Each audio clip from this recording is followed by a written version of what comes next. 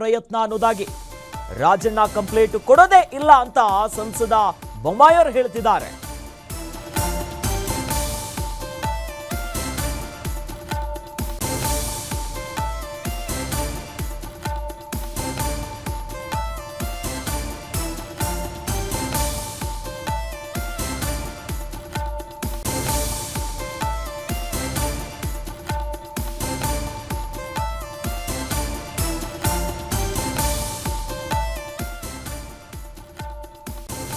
ಕಾಂಗ್ರೆಸ್ ವಿರುದ್ಧ ಸ್ಫೋಟಕ ಆರೋಪವನ್ನ ಮಾಡಿದ್ದಾರೆ ಬಸವರಾಜ ಬೊಮ್ಮಾಯಿ ಅವರು. ಪ್ರಕರಣವನ್ನ ಮುಚ್ಚಿ ಹಾಕಲು ನಡೆದಿದೆಯಾ ಪ್ರಯತ್ನ?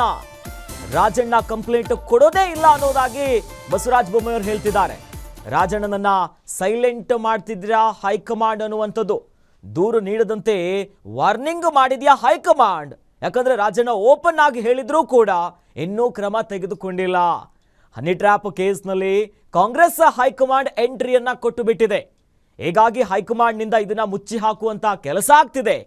ಸಿಎಂ ಹಾಗೂ ಖರ್ಗೆ ನಿನ್ನೆ ಭೇಟಿ ಆಗಿದ್ದು ಇದೇ ವಿಚಾರಕ್ಕೆ ಅನ್ನೋದಾಗಿ ಬಸವರಾಜ ಬೊಮ್ಮಾಯಿ ಒಂದು ಸ್ಫೋಟಕವಾದಂತ ಗಂಭೀರವನ್ನ ಆರೋಪವನ್ನು ಮಾಡ್ತಿದ್ದಾರೆ. ಹನಿ ಟ್ರ್ಯಾಪ್ ವಿಚಾರದಲ್ಲಿ ಮತ್ತೆ ರಾಜಕಾರಣ ಪ್ರಾರಂಭ. ಯಾವ ವಿಚಾರವನ್ನ ಕೋಆಪರೇಟಿವ್ ಮಿನಿಸ್ಟರ್ ರಾಜಣ್ಣ ಅವರು ಸದನದಲ್ಲಿ ಓಪನ್ ಆಗಿ ಹೇಳಿದ್ರು, ತಮ್ದು ಅಷ್ಟೇ ಅಲ್ಲ ಸುಮಾರು 48 ಜನರಿಗಿಂತ ಹೆಚ್ಚಿದೆ ಅಂತ ಹೇಳಿದ್ರು. ಇದೊಂದು ಬಹಳ ಗಂಭೀರವಾದಂಥ ವಿಚಾರ. ಕಂಪ್ಲೇಂಟ್ ಕೊಡ್ತೀನಿ ಅಂತ ಹೇಳಿದ್ರು, ಕೊಡ್ಲಿ ತನಿಖೆ ಮಾಡ್ತೀವಿ ಅಂತ ಹೇಳಿದ್ರು. ಅದು ಯಾವುದು ಕೂಡ ನಡೀತಾ ಇಲ್ಲ. ಅಂದ್ರೆ ಕಾಂಗ್ರೆಸ್ಸಿನ ಹೈಕಮಾಂಡ್ ಇದರಲ್ಲಿ ಮಧ್ಯಪ್ರವೇಶ ಮಾಡಿದೆ. ಖರ್ಗೆ ಸಾಹೇಬರು ಮತ್ತು ಸಿದ್ದರಾಮಯ್ಯ ಮೀಟಿಂಗಿನ ಫಲಶ್ರುತಿನೇ ಇದನ್ನು ಮುಚ್ಚಿ ಹಾಕೋ ಸಲುವಾಗಿ ಕಾಂಗ್ರೆಸ್ಸಿನ ಬುಡಕ್ಕೆ ಇದು ಬರ್ತಿದೆ ಅಂತ ಬಹಳ ಸ್ಪಷ್ಟವಾಗಿದೆ. ಹನಿ ಟ್ರ್ಯಾಪ್ ವಿಚಾರದಲ್ಲಿ ಮತ್ತೆ ರಾಜಕಾರಣ ಪ್ರಾರಂಭ.